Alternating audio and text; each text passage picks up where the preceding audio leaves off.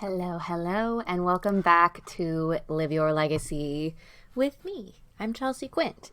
As always, I am very excited that you are here. I am very grateful that you are here, and I am as stoked as I always am to get into today's episode. So, I'm going to jump right in because I'm a rambler and we know we'll get to the rambles. I need all of us to take a moment, to take a deep breath, and maybe you say this with me, repeat after me.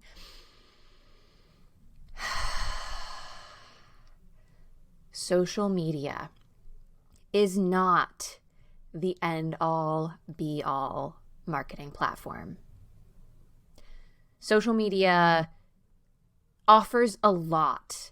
It has given small business owners access to marketing tools that simply didn't exist 20 years ago, as 30 years ago, 40 years ago.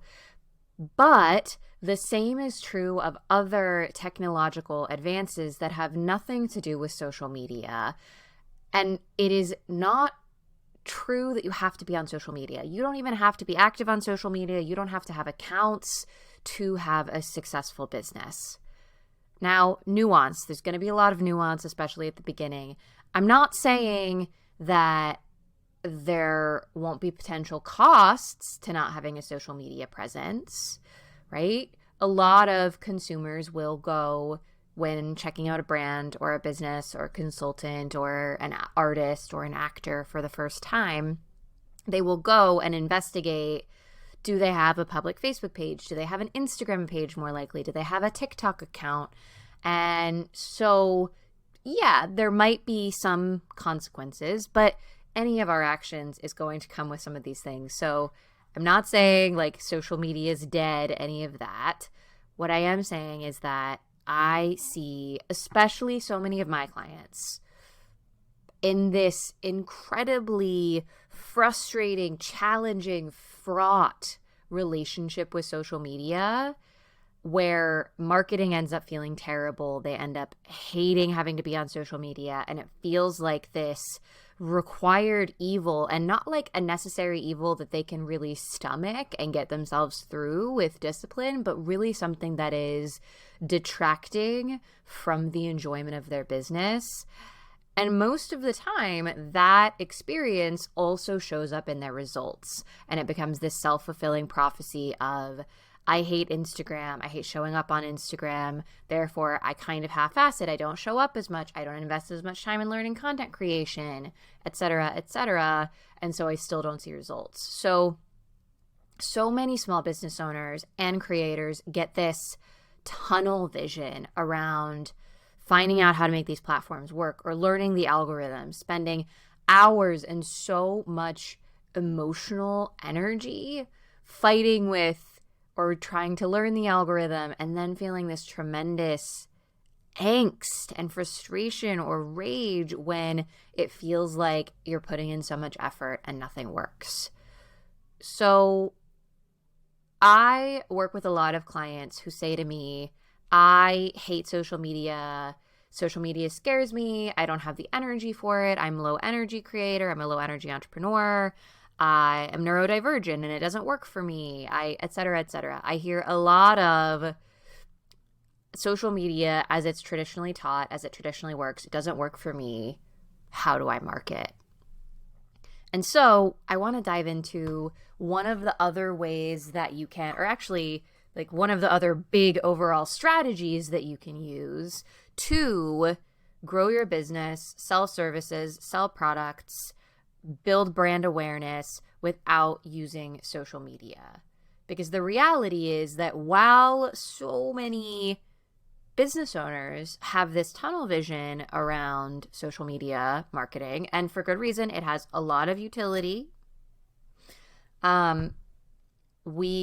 I've seen many small business owners, in fact, like almost all of the ones I've worked with, and I fall prey to this too, have this tunnel vision to where they only see social media marketing and content marketing as their marketing opportunities. So I see so many of us limiting our choices between, okay, well, I have to content market, so my choices between YouTube or TikTok or Instagram. Or I have to content market, so I have to either write content or record videos. That is not objective truth, and I want to give you other options. I'm also particularly thinking about this because in last week's episode, we talked about Meta, Instagram and Facebook's parent company's new subscription where it allows anyone to buy the verified blue check icon on Instagram or Facebook. So you do get verified. You submit your ID. You can go into last week's episode if you haven't listened already, get all of the insight. But one of the things that I talked about in that episode was the fact that many business owners, not all, but many business owners have used a paid media marketing approach to developing credibility and visibility via paying for placements or quotes or articles in big media outlets like Forbes or Fast Company or big podcasts. And I mentioned that because it's true.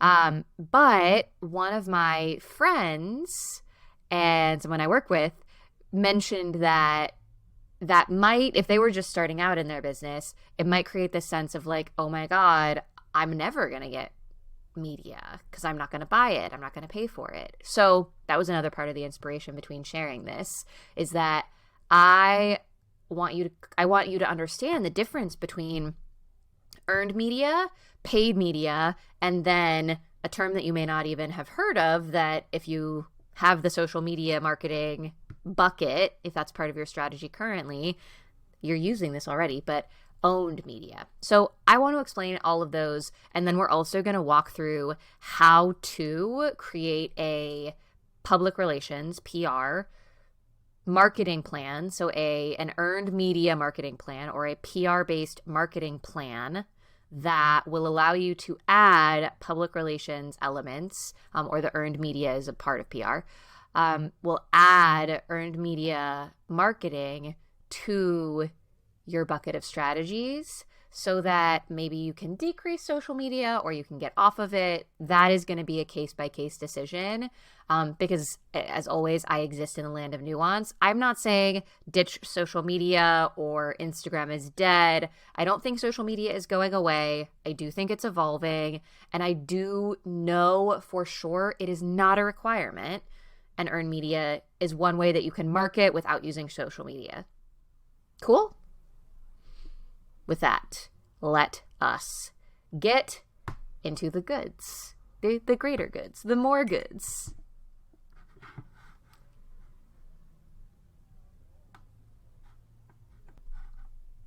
Okay, first, let us get clear on what earned media means. What is earned media? Earned media is the free publicity or coverage or placements that your business, your company, your name receives through media outlets. So that's like newspapers, television segments, blogs, podcasts, anywhere where you are mentioned in a media outlet is going to be earned media. Now, in the vein of social media, earned media could also be a collaboration with an influencer or someone who has a really big platform and shares on their social media. This isn't as much traditional PR, but if someone who has 1 million followers plus is sharing without you paying, without any of that, if someone is sharing your product or your service, that would be considered earned media as well, because it is not paid for, it is not owned by you, it is earned. So unlike paid media, you do not pay for this. There is not a financial exchange. And it's also different from this owned media category, which is the content that you've created. So those are your own blogs. That is your Instagram content or your podcast content. That is your owned media. that you create and control. Your website is also under that bucket. Your Pinterest pages, any of that is owned media that you control. So already, maybe you start thinking about broad marketing strategy. Do I have any marketing strategy or any interest in marketing strategy that relates to or in the bucket of paid media? That's Facebook ads. That's paying for placements in Forbes or Fast Company. That's sponsorship, so paying to be mentioned or included in a panel or in a book or in a podcast. Anything, I can't remember if I said Facebook ads now, but also Facebook ads, paying for placements in print media, print magazines, someone's email subscription. All of that is going to be in the paid media bucket and potentially worth considering. Again, I am speaking in broad strokes. Every strategy ideally is going to need to be tailored, and not ideal. It needs to be tailored to you, your business goals, your budget, your cash flow. All of that needs to be taken into consideration. So look at anything that I'm sharing through the filter of your unique experience and your unique business. So paid media is one bucket in your overall marketing strategy and selling strategy. Earned media is another bucket. That's the PR arm that we're focusing on, or PR could be one of them, earned media being a part of it under that. And then owned media is another one where you look at, is content marketing a part of my strategy? If so, what does that look like? It still doesn't have to require traditional social media, posting on Instagram. It's not required. And just briefly as an aside, if any of this feels like a breath of fresh air, like the words that you needed, please know this is something I walk in with every client. If you've been looking for support, I have very limited availability as I am recording this in early April 2023. But depending on when you're listening, my availability may be more open or it may be fully booked. I can't predict the future, but if you are interested in a marketing strategy, an audience growth strategy, a brand visibility growth strategy, a sales growth strategy, any of that is not cookie cutter. And like so many people say that, I wish I had a better way to say it.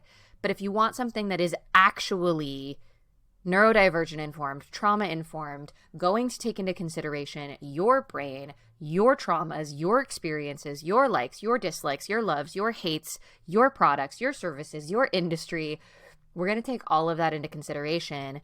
And I am going to be candid with you if there are moments where it's like, okay, you know what? I really do think TikTok is the smartest platform for you. Here's why. Can we have a conversation about making it work for you? Or is that a hard no? If it's a hard no, we honor your hard no.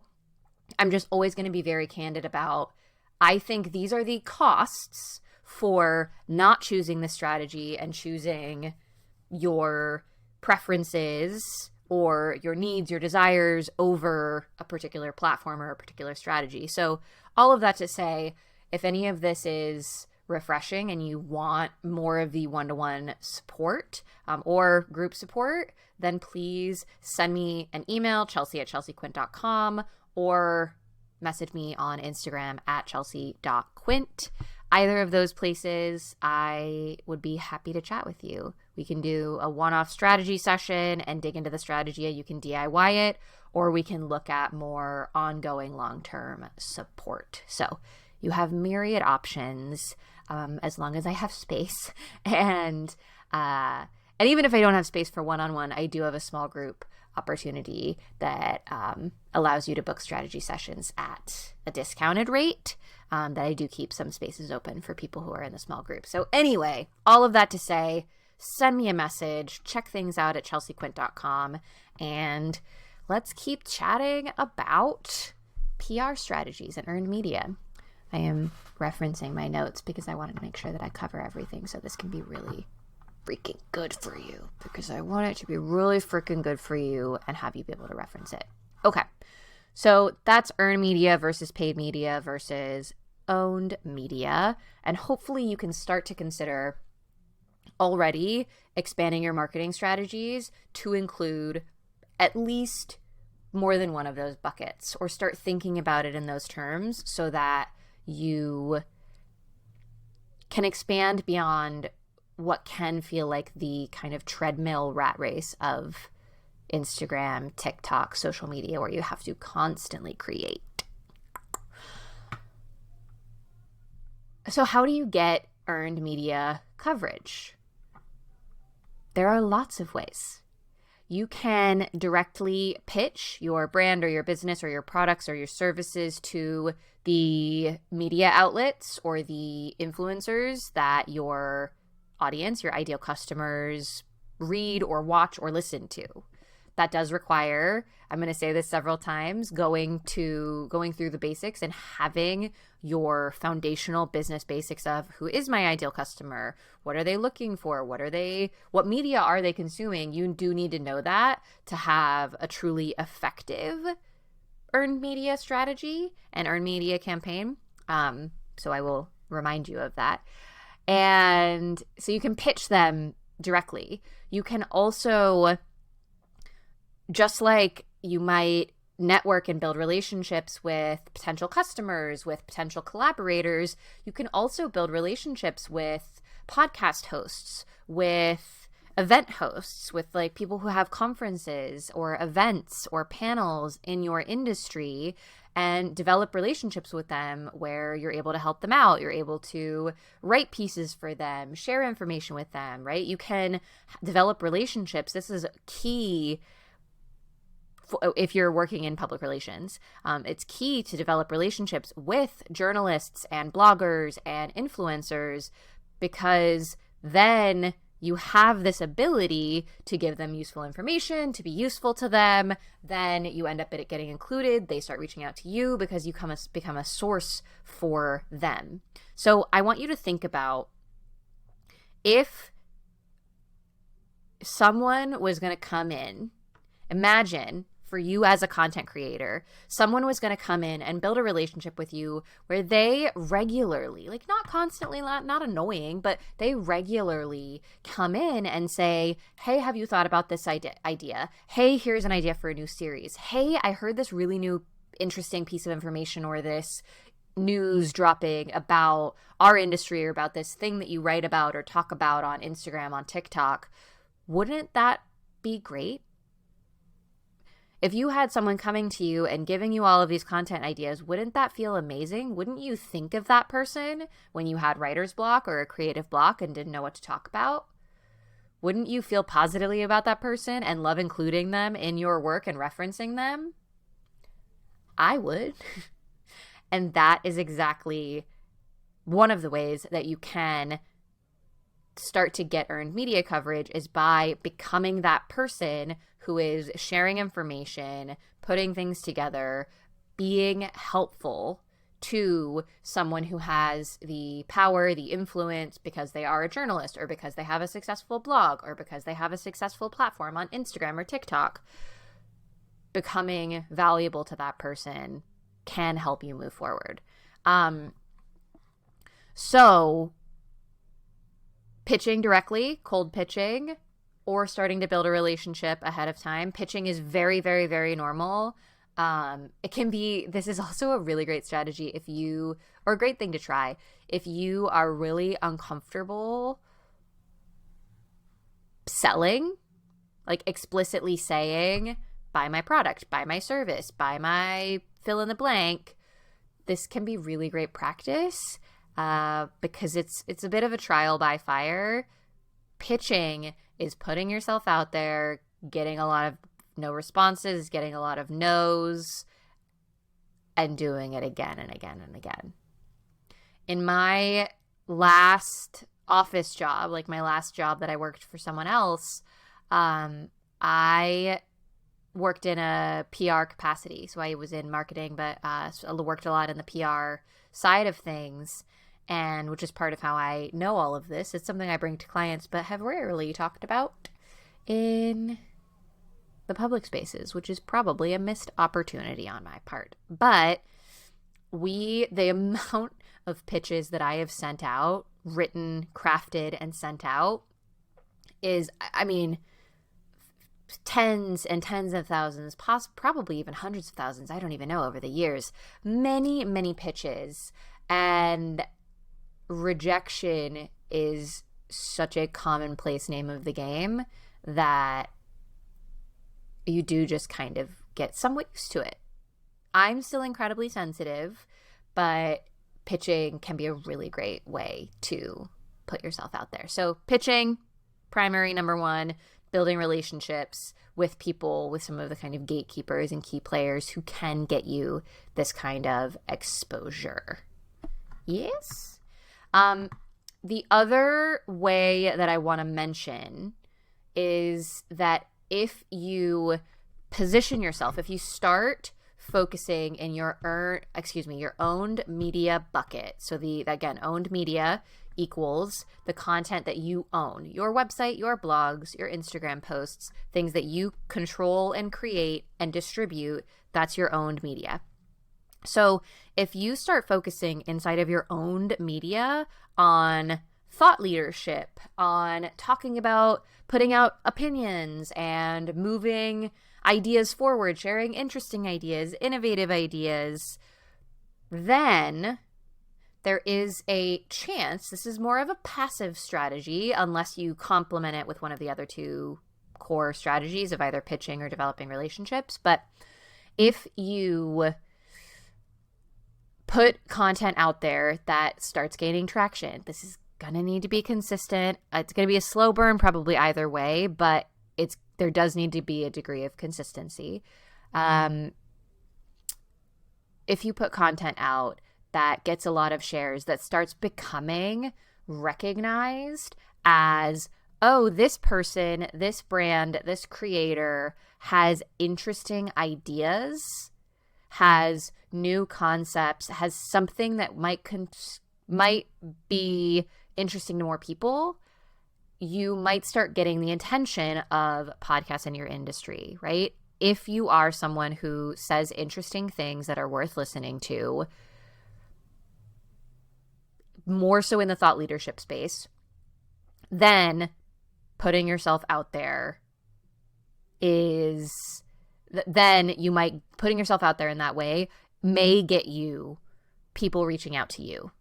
Again, that is a more passive strategy, so I would recommend, unless you already have an existing audience, an existing following, who's going to see that, or you have some of these relationships with some of those key players, unless those things are true, I would say combine it with put out that owned media content and combine that with pitching, where you can potentially include, here are a couple of thought leadership pieces I've written. Here's a piece I wrote on Medium that was shared 1,500 times. Here's a podcast that I recorded that has been downloaded over 3,000 times. Whatever it might be, that is another way to sort of juice up your earned media PR moments. So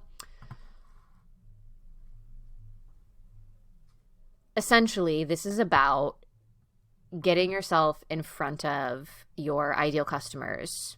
Earned media is about getting yourself in front of your ideal customers on the platforms they already consume. Via the media they already consume, right? So part of what you need to know then, before you look at creating your strategy, which we're going to go into in just a minute, is you need to understand some of those foundational business basics that I said I was going to mention more than once. You need to understand your ideal customer and what they consume already. Are your people listening to podcasts? I think there's a good chance a lot of people listen to podcasts, so I think there's a good chance that your people listen to podcasts. But I'm not going to be able to come up with an example. If you know that your people hate podcasts for fill in the blank reason, then, okay, here's the thing. If your people are in the deaf community, largely, I would imagine podcasts are not the most ideal platform for you to be putting out your content and focusing on getting your earned media in the audio only space. That is probably going to make very little sense. I think pretty guaranteed, to make very little sense.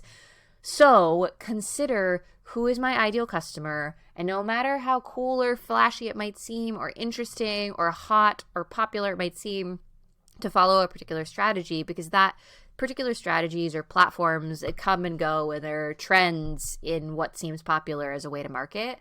I don't care what is trendy. Please do not follow what is trendy. I care what matches the needs of your business, which means we have to know who is your ideal customer, and based on who they are, what they like, what they need, what information they're looking for around your niche, your topic, what you offer, what storylines are they interested in related to your brand and business. That's what we want to know. And then we want to jump into, what do they consume already? What media outlets, what podcasts, what type of podcasts, what Instagram accounts, what influencers or celebrities would they follow? What writers would they follow? What books would they read? What magazines would they look at? What online newsletters would they subscribe to that aren't like the Well and Good newsletter or the Skim newsletter? Those sorts of things are what we want to understand in order for you to have an effective strategy. So you are going to need to have those foundational basics. And then you also, learning how to tailor a pitch and write a pitch and develop the storylines is something that may take time. If you have a natural knack and mindset for storytelling, this might be easy breezy for you. If that's not something that you are as gifted at or have practiced and developed that skill, you can still totally do it, and you can still absolutely have success. And if you're trying and not having success, that may be a moment to reach out to a consultant. I would be happy to help. I can also refer you to some other folks if I don't have capacity or if you don't quite vibe with my style. So if you're at that point or you know you want help with this, just reach out. I would be more than happy to help you find a person, whether it is me or not me, to help you with your PR strategy. So you are going to want to tailor your pitch and your story idea, your angle, to each outlet, each podcast, each journalist, to increase your chances of getting the yes from them. You also need to have the basics, the foundational basics. You have to. In order for this to work, in order for it to actually move your business forward, you have to have your clear business goals that are tied to what the PR strategy is moving. So often, again, when we get this social media tunnel vision, we'll zoom in on vanity metrics and wanting to get more followers and then we'll zoom in on that and try to focus on getting more followers without being connected and staying connected to the overarching big picture of, okay, the goal is to actually get more followers because I want to start selling more low ticket offers. I want to move away from my one-on-one services, or I want to sell lower priced products, and I need to do more volume in sales in order to make the numbers make sense for me and reach the margins that I need to reach, the revenue that I would need to reach. So I'm actually trying to drive more sales. I'm trying to attract more customers. That is perhaps subtle, but all of a sudden it gives you a greater sense of, I'm still focused on the business. If I want to attract more customers, then I need to be talking about storylines that attract customers. I need to go back to who our ideal customer is. What are they looking for? How can I provide useful information for them, or useful tools, or inspiration, or education, or joy, or fun, or lightness? How can I give them something? That is something you have to understand, and you have to know what the goal is in order to be able to do that. So the goal for the business might be attracting new customers. It might be highlighting a specific aspect of your business. So doing more messaging and positioning work that is brand building. So highlighting a particular initiative or angle or segment of your business. It might be launching a new product or a new service. It might be promoting a new initiative that your brand is putting out. So if there's a spring campaign or a new partnership, you might want to do PR strategy around that.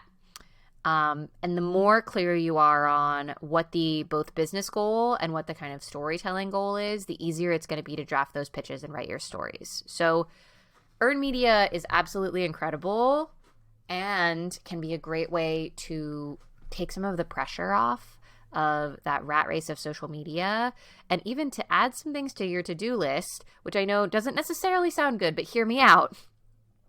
Add some things to your to-do list that pull you away from the constant grind pressure that not all of us, but I know many of us feel to be constantly creating social media content, constantly on social media. If you know that social media is a part of your marketing strategy, but that content marketing, your owned content, owned media is one part of your marketing, but it's not everything, and that you also need to make time to write pitches, tailor pitches, develop storylines, research podcasts, contact information for magazine editors, etc. If you know that doing all of that and having time to send pitches, having time for interviews, all of those pieces, if you know that is part of what you need to do, it might, it's not guaranteed, but it might make it easier to get out of some of that scrolling, rabbit holing of feeling like you constantly need to create content or be on a social media platform, because there's other shit you need to be doing, like your earned media strategy. Okay, so if you don't already have something to take notes, this might be the moment that you want to grab something. You can pause me. I'm not going to pause because that doesn't make as much sense because you might already have something to write with. So designing your PR strategy. First, I kind of gave this away already, but first, there are 4 steps here. Fairly simple. I'm keeping it incredibly simple so we don't do the toxic thing that many small business owners do of overcomplicating it so we feel like we can't move forward and then our energy is scattered and we don't get the thing we want, because I want you to get the thing you want, to get all the things you want. In this moment, I'm focused on your business, and that's the primary area that I help with. That's not true. There are many areas that I help with. But professionally speaking, officially speaking, that's the main thing I help with. Microdosing too. I'm an incredible healing support person. I'm an incredible yoga teacher. I have many tricks of the trade that we all weave into business support, but I want you to have everything you want. Okay, so 4 steps. 1, set the goals for your business. We're going to go through all of the steps and then go into them in more depth. So 1, set the goals for your business, and then under that, kind of the sub goals for the PR campaign. 2, design your strategy. Choose your strategies. 3, define your tasks and tactics. 4, create your timeline. So set goals, design strategy, define tasks and tactics, and then create your timeline. Those are the 4 steps. Let us dive into number 1, setting the goals for your business. Ideally, your PR and earned media goals are going to line up with your overall business goals. I'm repeating myself because sometimes we need to hear things more than once in slightly different ways. Yes, wanting to land a big TV segment, getting on Good Morning America, or maybe it makes sense more to be on, I don't know, some other show. Landing on a big TV segment or getting an interview on a big podcast are totally valid goals and where a lot of us first go when we think about earned media. But if you aren't clear and intentional about how those tactics are going to grow your brand's presence or increase awareness of your message and products or drive people toward what you sell, you might get the thing, but then feel like you missed an opportunity because you did the thing, but it's not connecting with your overall goals. So decide what you want in business, then make sure your strategies line up. This also requires going back to those foundational basics. You have to know your offers. You have to know your initiatives. You have to be able to describe them and define them. You have to know your audience personas, your ideal customers, and all of those basics so that you can say, what I want in my business is X. So for this, to design your strategy, I want you to say, what I want for my business in the next year is, and make a list. What are all of the things? Then, let's say, choose the next 90 days, 3 months.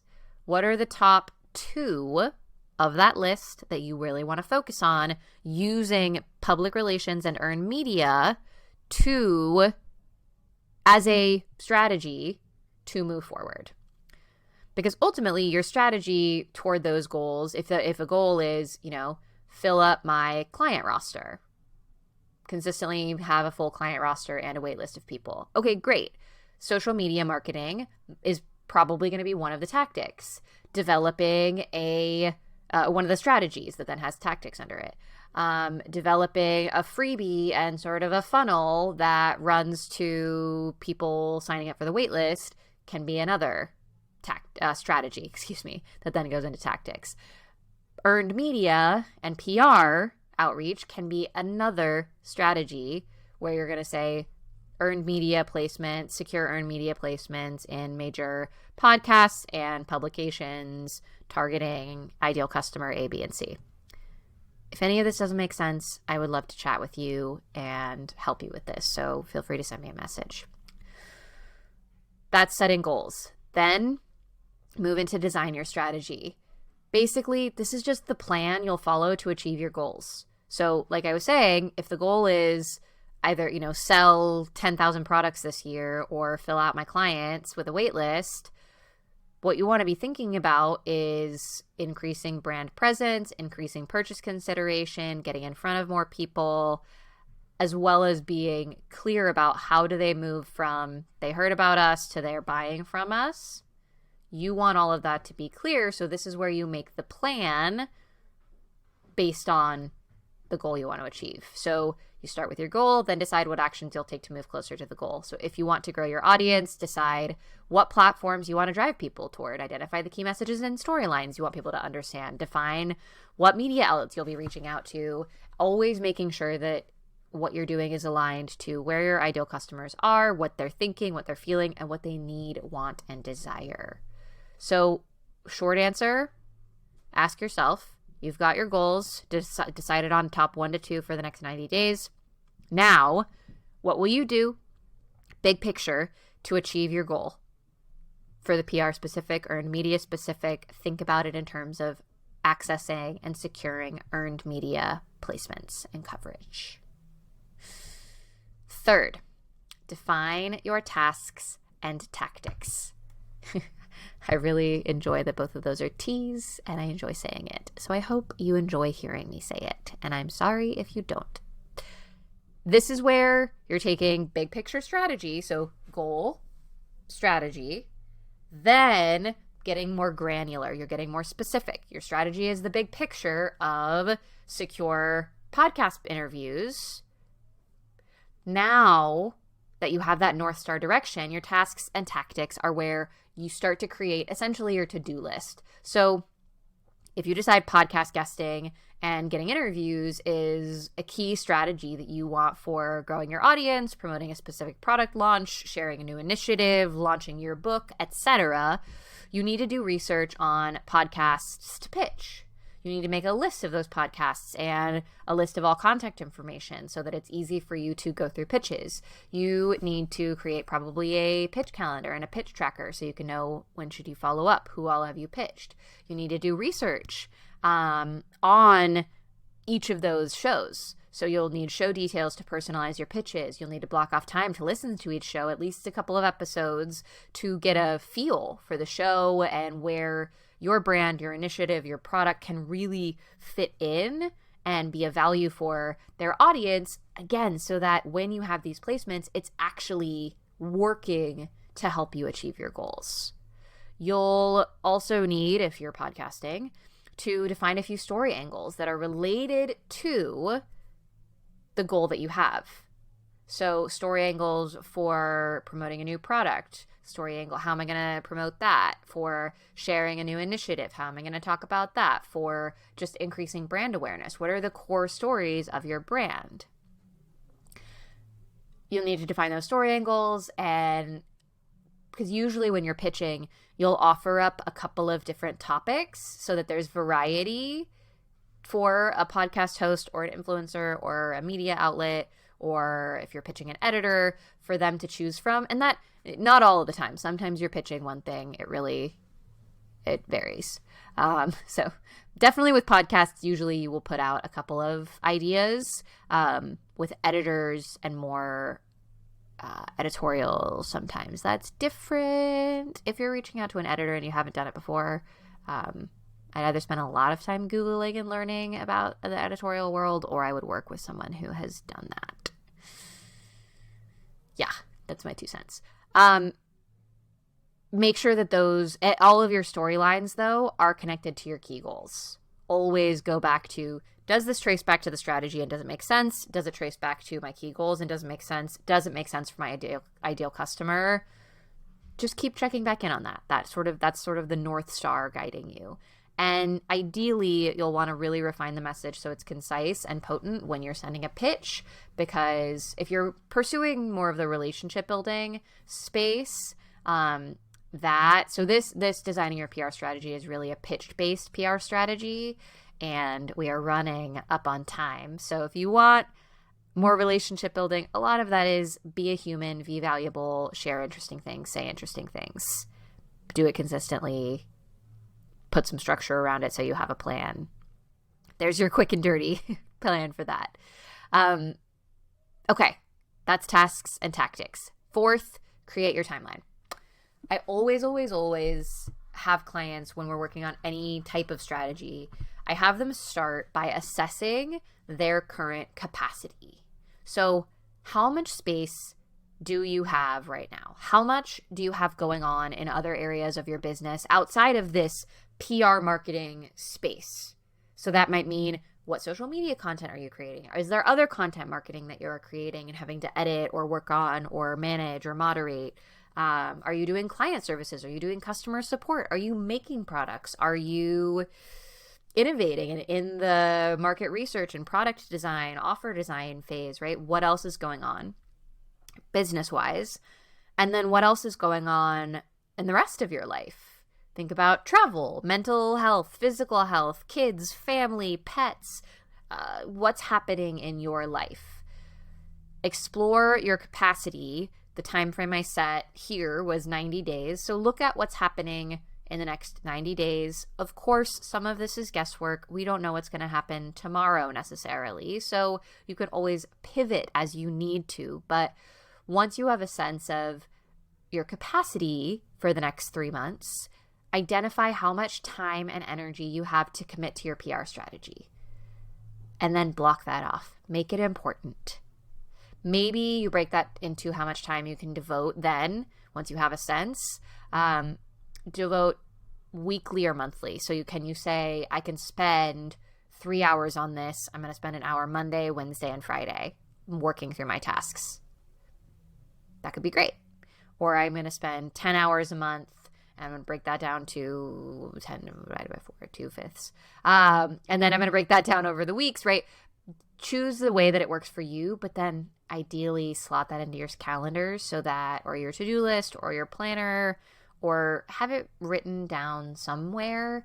Because one thing I know about brilliant, multi-passionate, neurodivergent, amazing, wonderful, creative entrepreneur, small business owners is that we resist structure and discipline. And it is some of the medicine that we need most. A lot of times that resistance is avoidance, fear, procrastination, hiding in a different outfit. So I think it's important that you write it down. I think it's important that you block it off. How you do that, is varied. Please make it work for you. But I do believe it is important for you to do that. And then you take the action. You block it off, you make the time, and then you move forward and take the action. And as you start seeing things get booked and you see media coming out, you can start updating your press page. You can add a press page to your website and you can start updating that. And you can share, if you decide to keep social media, you can share the pieces and mention it in your bio if that feels appropriate. You can start including the icons, the images of places where you have media on your website, on a press kit, There's a lot that you can do with adding this as a toolkit, as a tool to your toolkit, to your marketing toolkit, or with replacing your other marketing strategies with earned media. I don't totally recommend, if you've been doing something and it's working at least somewhat, I don't really recommend a hard pivot like that. But as always, it's kind of a case-by-case basis, and the ultimate decision lies with you, because you, my friend, are the boss. And that's that. As always, I hope this was helpful. Thank you for hanging with me. And if you have any questions, please reach out. It's chelsea@chelseaquint.com or at chelsea.quint over on Instagram.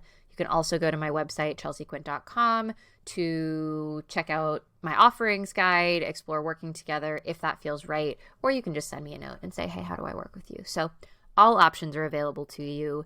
I hope this is helpful. If it was, please go ahead, make sure you are following the podcast wherever you listen to this, and share it with a friend. Share it with someone who also owns a business and would benefit from having this additional lens to use when marketing their small business.